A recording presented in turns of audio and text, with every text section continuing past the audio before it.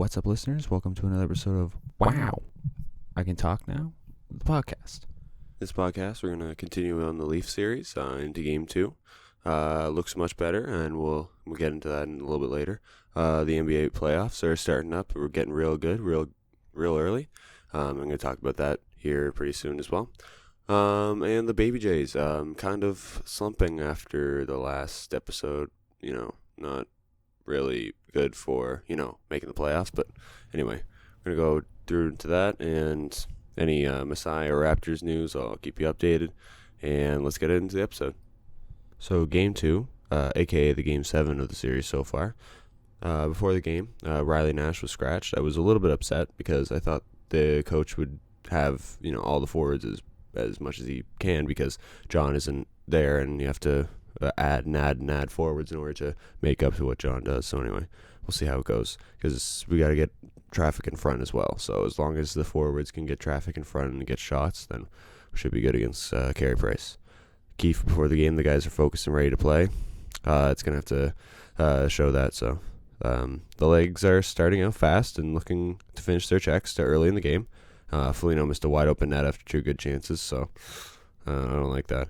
And then Jesperi Kotkaniemi, they call him KK. I don't really know why. It's kind of strange, but anyway, on the fourth chance, and a sprawling Jack Campbell, finally puts it in and makes it 1-0 Montreal.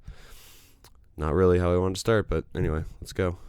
Jason Spezza, the penalty box guy, for last game, ties it at 1 off a rocket from the slot, so I love that one. And then my favorite guy, Austin Matthews, gets his first of the playoffs, makes it 2-1. Yay! Rasmus from Mitch and Austin, I love Austin can pass too, makes it 3-1. And Willie and Kerfoot tack on two more. Love Willie. Love it. And 2 power play goals, another thing that I love. So maybe the strategy is starting to turn around. Maybe momentum is starting to turn around. So whatever it is, I'm good with it. And the Leafs crunched the Habs 5-1. They beat them for the first time since Captain George hoisted the cup in 1967. That's why I was really itching for this win, because, it's been a long time since we beat the Habs in the playoffs. So, and Austin after the game said this one's for John.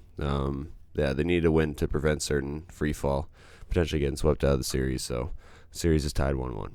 So before the start of Game 3, I saw some analysis from CJ, hard hitting, and there's this guy with a Leafs shirt on, and he's just walking around, sitting on a pole and then just walking around, and on the back of his shirt it says 9, the number, and then 60 for the number, and he's the captain. So at first I thought it was someone that was showing solidarity for John, because I saw a 9, so I thought there was, I was like, oh man, that's cool. But then it was 69 on the back and the captain. I was just like, that guy's funny. That's why we need, fans in the building, just for this guy, to get in, just to have a good time. It made my whole family just raffle. It was just so funny. It's just pacing around, I'm not giving a fuck, So for the Winnipeg Edmonton series, Game 2 was just mostly a slog of just goaltending and defense, and then one lucky shot just puts Winnipeg ahead 2-0. What are you going to do?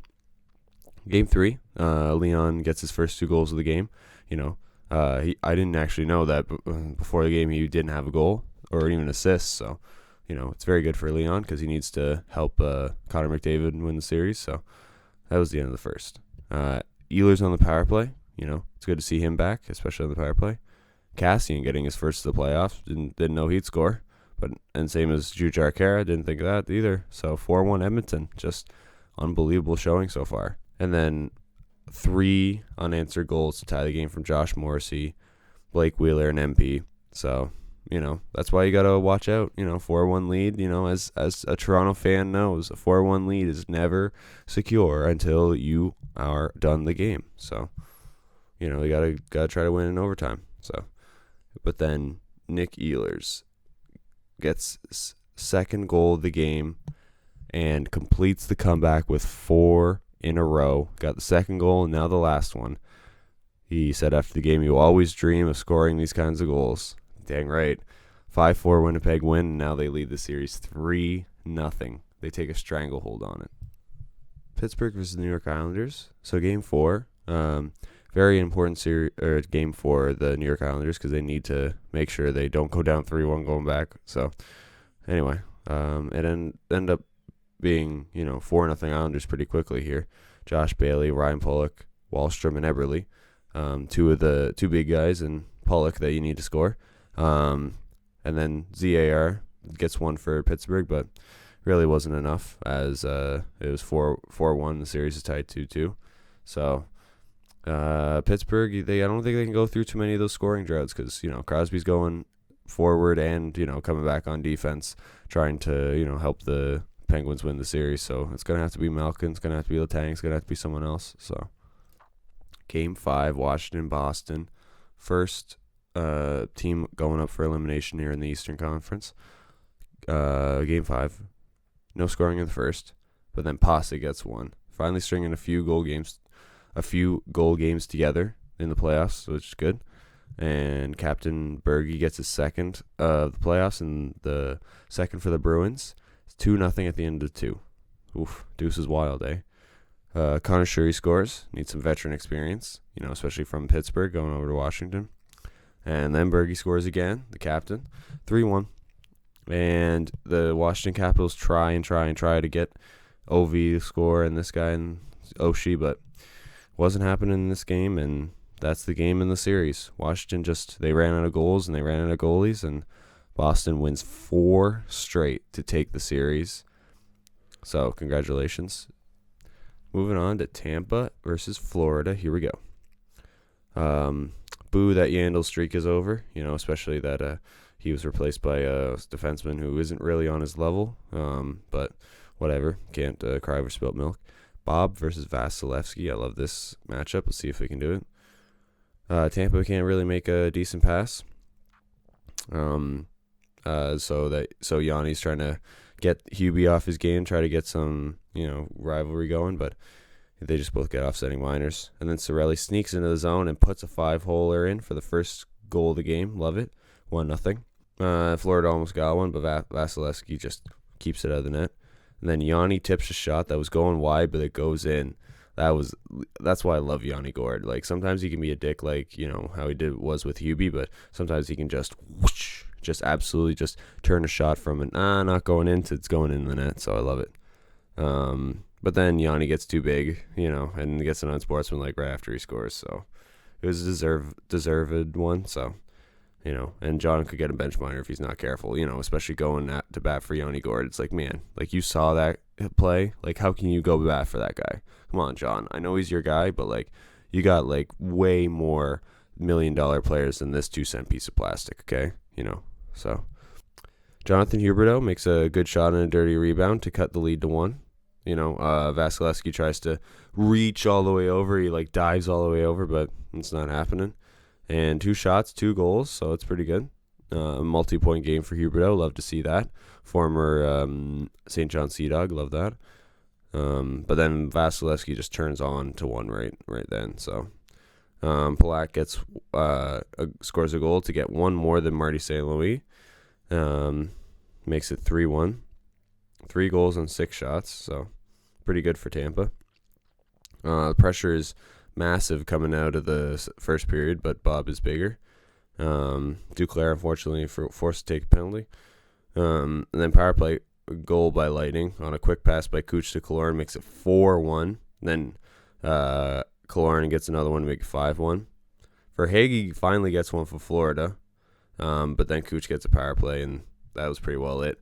6-2, and Tampa takes a 3-1, commanding 3-1 lead in this series.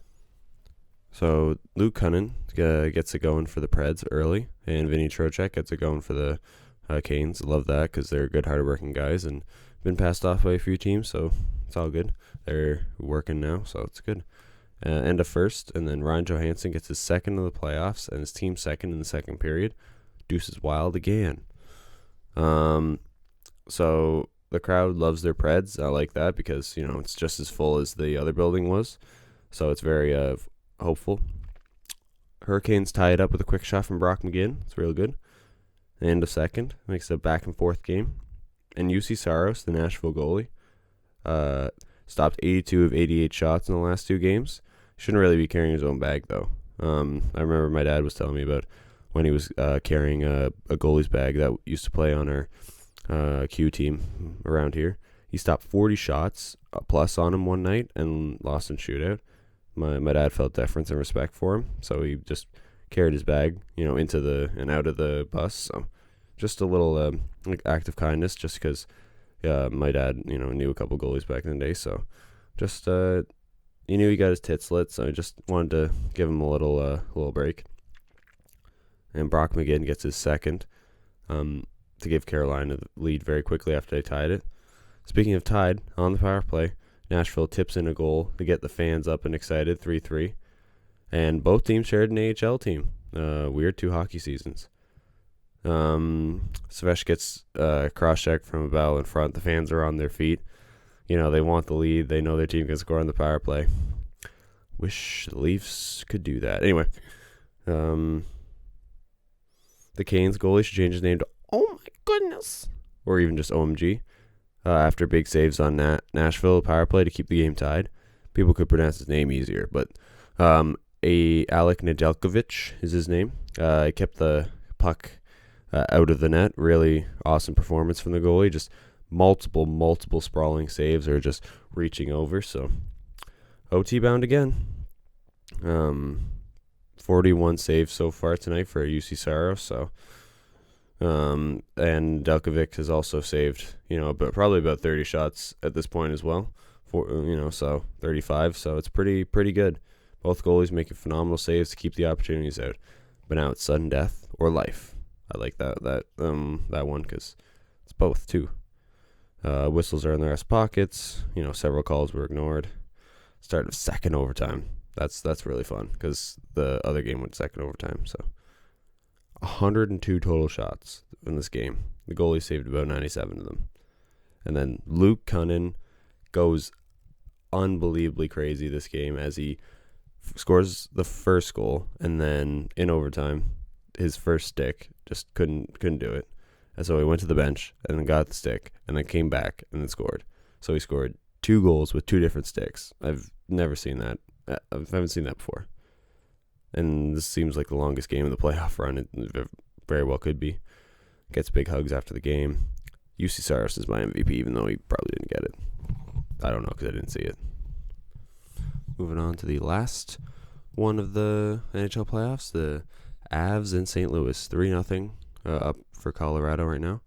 KFC is just focused on one game at a time. I think St. Louis's playoff experience, especially being down in the series, can help them. Because if they manage to do this, they're going to go far. So let's do this. Vladdy Tarasenko gets the first for St. Louis. So important for them. So important. But unfortunately, Saad gets a power play goal. So, can't take those bad penalties. Gabriel Landeskog for young Girard and Mikko makes it 2-1. And then Mikko makes it 3-1. Trying to extend the lead. Then Tarasenko gets his second of the game on the power play, 3-2. But then St. Louis just couldn't get any, and then 5-2 from Avs getting a couple empty netters. The Avs advanced to the second round to face Vegas, most likely. Unfortunate for St. Louis because they won it, 2 years ago, but they just didn't have the firepower. They just lost or traded away Allen, and it just ended up not working for them. JB just couldn't handle it by himself, but they'll have a full off season in order to train and to get the team better, so it's all good. Moving on to the NBA playoffs, and the one I'm most excited about the other day was the Knicks and the Hawks. So the Atlanta came out hot early with 22 points in the first few minutes. I think I saw Spike Lee. I think so, but we'll see. He is there in the orange and all that. Vaccinated, enjoying a Knickerbocker game again. It's great. Julius attacks the paint. The young guys got to start doing that. D Rose 10 in the first few minutes gets the fans up with 5 points now from Burks and the bench players. Quickly drilling some threes off the bench. Nerlens giving them a spark with the blocks and all that. So soon after the first run, the Garden starts splitting itself after the Knicks have a 12-4 run in the second quarter late, trying to really get into the half with a really good momentum shifter. D-Rose go vintage through the defense, up and in. Let's go. Randall's only 3 of 10. Yikes, that's got to improve. Defense on the second chance has also got to improve because can't give second chance opportunities away. 15,000 fans for the first playoff game in the Garden since 2013. Let's fucking go. Next shot, D should be good on Trey in order for them to win. 52-50 Hawks at the half. Knicks need more from the starters for points, and Hawks need to be more aggressive. RJ ties the game at 54. Love that. Tough inside defense. Nerlens Noel, especially with the big block. But Randall turns it over. Come on. Fundamental basketball, boys. Let's go. RJ continues to keep it his 2-point game. And then tied it with an unbelievable Bogdanovich poster. As soon as I saw that, I just ran in my room. I was like, oh, they fuck. It's crazy. It was awesome. And then D-Rose ties the game 66. Julius retakes the lead. RJ cleans up the shot after a bad Hawks defense. Taj with a huge and one for the Knicks in their largest lead so far of the game at 7. Another run for the Knicks, 15-3 in the last 4 minutes. Hawks make it a 2-point deficit, though, but into the third, so bench points or starter points, which one's going to be more important? D-Rose is pretty well on one, quickly with 15 and the fourth most threes on the team, so he's definitely showing out in this playoff game. Alec Burks with a beautiful fadeaway. 53-31 bench point lead for the Knicks. You know, they love that. So Knicks extended lead to 5 with less than 5 minutes to go. And then Tracy Morgan is at the game as well as Spike. Love that. Love when the Knicks are good. The celebrities are out and they're all coming to the games. Hunter making a statement with his team, taking a 2-point lead. Knicks back in front after Julius Randle 3 off a screen. Back and forth game right now. AB is 27 points and 18 and a quarter. Pretty pass for a pretty shot. Tied the game with Trey going the line. Unsuccessful coach's challenge. Perfect from the line. But this is a tough situation, but he does hit both.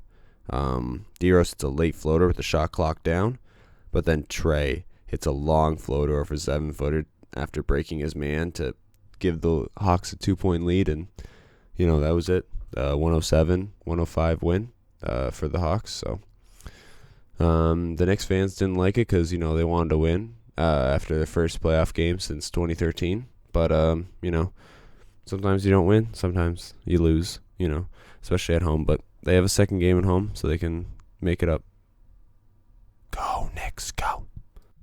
So now we move on to Miami and Milwaukee.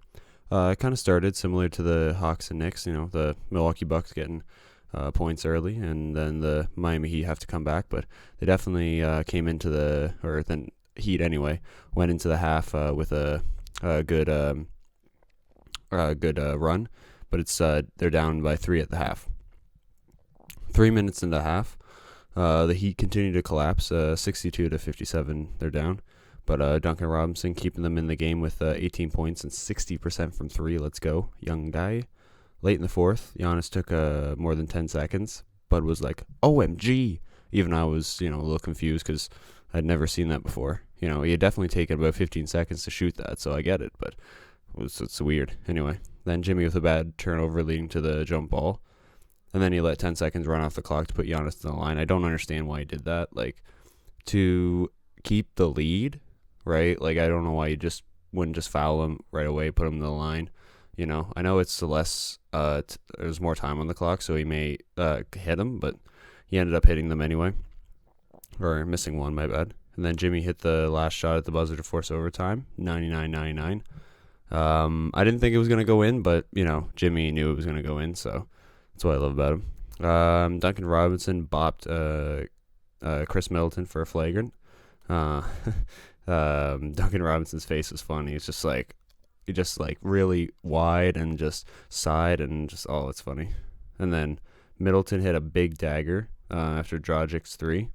Milwaukee then wins the game in overtime, 109-107. It was a very, very good win for the Milwaukee because they need to maintain home court, but the Heat didn't go away. They maintained a good amount of offense, but just wasn't enough in the end. Now moving on to Dallas and the Clippers. It was 33-30. Dallas lead after 1. Go Surge. I love the red and green shoes. And go Kawhi. Get your team to the next round. 60-55 at half. Luka getting his 4th 30-point game of his playoff career. He's only played a few playoff games, so that's good. 23 points for Kawhi, just under 50% from the field. 90 from free throw. Love that. But he didn't really have any help from playoff P or really anyone else. Dallas won by 10. 113 to 103.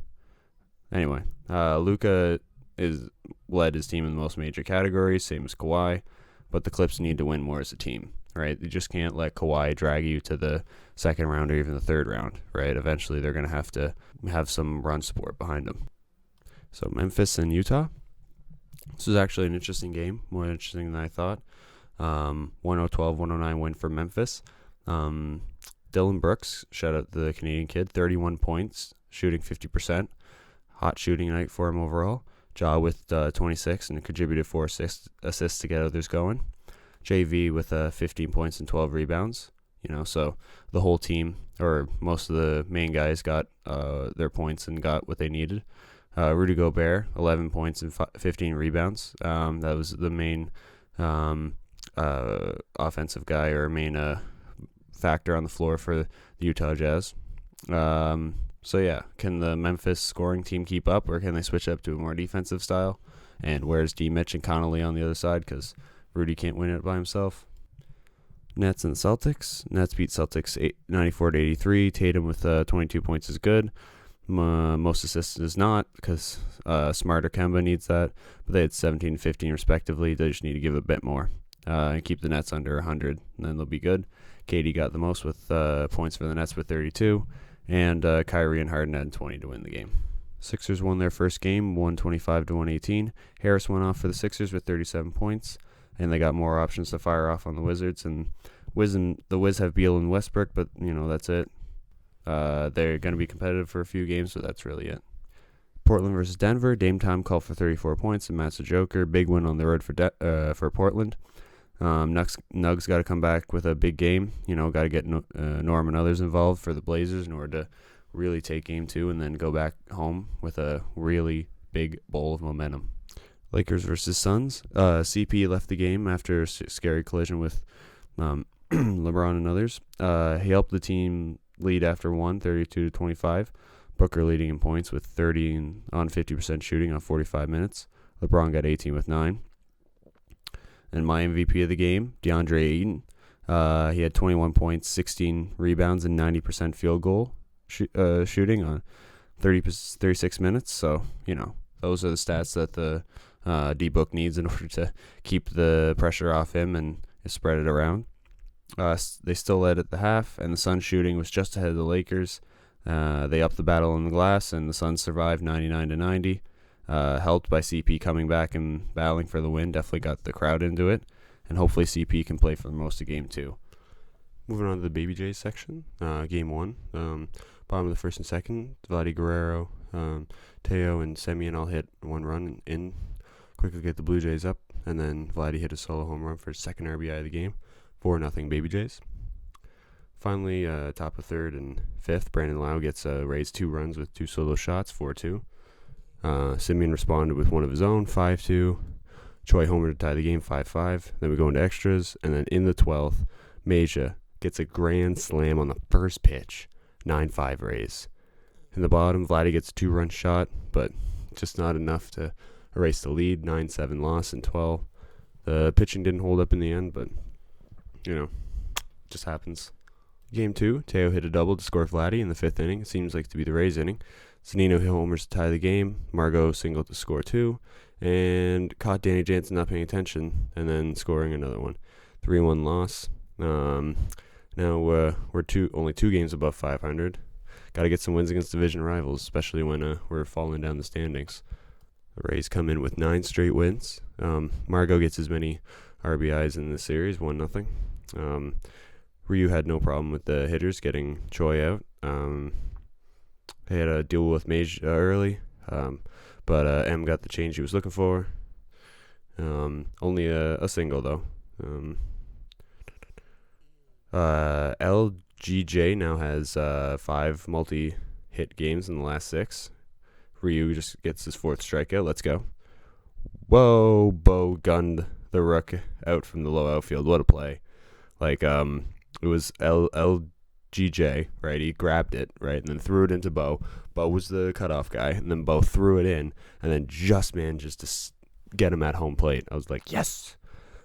I wish I could throw those every once in a while. Teo ties the game, averaging 1 RBI each game since coming off of the IL, 21 and 22 games, 1-1. Santiago gets the first Baby Jays walk of the game, puts Gritch to second. And then Jansen had some good contact, but it was caught, and then that ends the Jays part. And then Meja gets his second home run of the series. That's the 14th from a Rays catcher, 2-1. Fun tidbit, Yanks had 4 pitchers that worked 7 innings and gave up no runs, and it's the first time it's happened since 1932. Long time. Ryu's 5th strikeout is a controversial one, but I think it's a strike. And the 6th one was hilarious. Blowing Vladdy, single to bring Teo to the plate. And then Teo hits his 3rd consecutive second-out hit. Scores Bo to tie the game. 22 RBIs in 22 games now. 2-2. Deuce is wild. Let's go. G-Man and Ryu have loud fans in the stands. It's awesome. So it's great to see that they travel well. Ryu has 2nd straight appearance with 100 pitches. I love that, especially if he ends it with 7 strikeouts. No real bad home runs or anything, so it's all good. Randall with a big catch for a second out in the 8th, and then Vladdy almost got his ankle bone, but still looks good. Then Randall hits his 8th home run, now leads the team in RBIs, 4-2. And then Chatwood tries to shut down the heart of the order, but just ended up scoring Choi on a single after a hit, and then it ended up being 4-3 Jays, so they need a double play. Then they walked home a run to tie the game at 4. Another one gets walked home. The Rays lead 5-4. Oh, boys, can we at least hit the strike zone here? Then they batted around as another one is walked home. Holy hell. G-Man. Like, the 10th batter in the inning. Then first man they haven't gotten behind, and then finally gets an outside strike, and then finally the inning ends. But in that inning, Tampa Bay scored 4 runs with only 1 hit, make it 6-4, go in the bottom of the 9th, and then Phillips, his 5th big catch of the game. 2 up, 2 down. I'm on go, Bo, try to get it for us. And then Simeon gets the second, and then Bo strikes out for the toughest loss of the season. Had the whole game and keep the losing streak going to 5. The lead was in our grasp. We really had the win coming, but just didn't have it in the last inning. So, the pitching just didn't work for us. It just evaporated. So, back at it tomorrow. 6-4 loss. Back at it tomorrow. Tampa coming into the game 4, hot at AF, coming in with 10 straight wins. Jays just got to focus on starting pitching. We got the most strikeouts in the league with good D and timely hits. And if pitching collapses, we need clutch hits and good baseball. So let's go. Come on, Trent. Let's go. And hit on the opening pitch of the game. TT strikes out loud. That's good. Espinal got an error, though. Couldn't make the throw over. The ump didn't give us any help because shortening up the zone during the at-bat. Don't like that. Anyway. TT seems to be getting ahead of most batters, but I don't know. Oh, another close pitch. Oh, here we go. Pete Walker's just getting up and getting real loud. Oh, we got thrown out. That's good. Stick up for your pitchers, man. And then grand slam for Joey Wendell right after Pete Walker got thrown out. Oh, come on, TT. The guy was fighting for you, and you did that. Come on, man. One of the Tampa outfielders was a Platinum Gold Glover. Nice. not many have that. So Ross Stripling come in, hopefully to save the middle part of the innings, please. In 6 starts hasn't gone well, but come on, he's recognized the flaws and he's changed up his stuff a bit. So come on, baseball gods, come on, give him some stuff. Ross Stripling does seem to be locating his strikes well. Strikes out Meadows. Needs to get multiple zeros on Tampa side. And then LGJ gets the Jays on the board with a run. Let's go. Hopefully one of many more. Top of third, Vlad and Ross, still a good duo. Just flipping the ball to each other. It's nice. Really nice. Another decent inning for Ross Stripling. Nothing to speak of. Finally, the bottom of the fourth. Vladdy gets a homer. 461 feet. Almost ties league lead. We'll get back to that in a second. 5-2. So we're coming back slowly. The Jays get back-to-back jacks as Teo gets a solo shot for a no-doubter over the fence. Love you, Teo.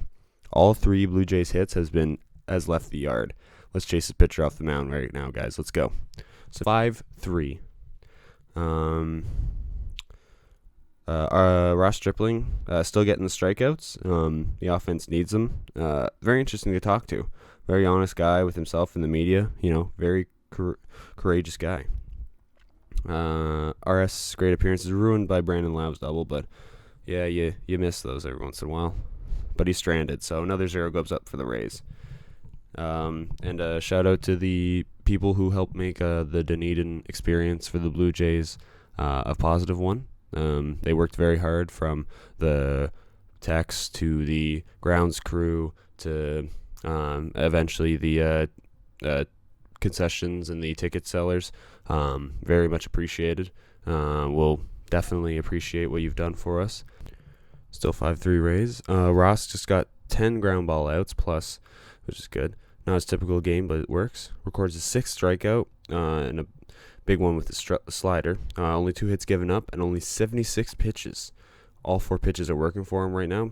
Everything's working for him right now. All the stats, all the release points, and everything. So, oh my goodness, here we go. So Rowdy gets a green light on 3. Oh, he's looking to hit one. First mess up for the Rays outfielder, Kiermaier. It's the damn wind. First triple for Rowdy on the first pitch swinging. You got to be aggressive now in the 8th. Bo strikes out just like Simeon. Vladdy gets a homer, number 2 on a breaking ball and 2-2 count with 2 outs. He now ties the league lead in RBI, and it has his 39th RBI of the season, 384 feet. Vladdy has the best WAR in the league right now. I love that. Ahead of Mike Trout even. 5-5. Teo gets a bad pitch, but gets a good hit. And a stolen base. 3rd one for him. So nice. Romano, the weird stance guy in the game. Let's go. Blows a 100 ball right by Walls. Strikes him out. And Jansen quickly throws a guy out on a drop 3rd strike. Absolutely love him. Bad swing by LGJ, but oh well. Next guy. Espinal went down swinging. Yikes. 0-4. The go home chants from the Rays fans. Go home, Jays. What? Go home, Jays. You guys go home too. That's funny. And then Teo could track this bullet, but AM scored to take the lead 6-5 in the extras. Come on, Castro. We need you, bro. MM gets another base hit to score another run, 7-5, and Rays offense has come alive again, but only gets 2 in the 9th. DJ gotta get hit in that close situation. Simeon gets his first hit of the ball game. The Rays came out with a vengeance with 7 runs in the 11th to put the series to bed. Like, it just ended up with a bunch of hits, like doubles and especially singles and a few homers, but the Rays end up winning 14-8 off of a huge 11th inning. And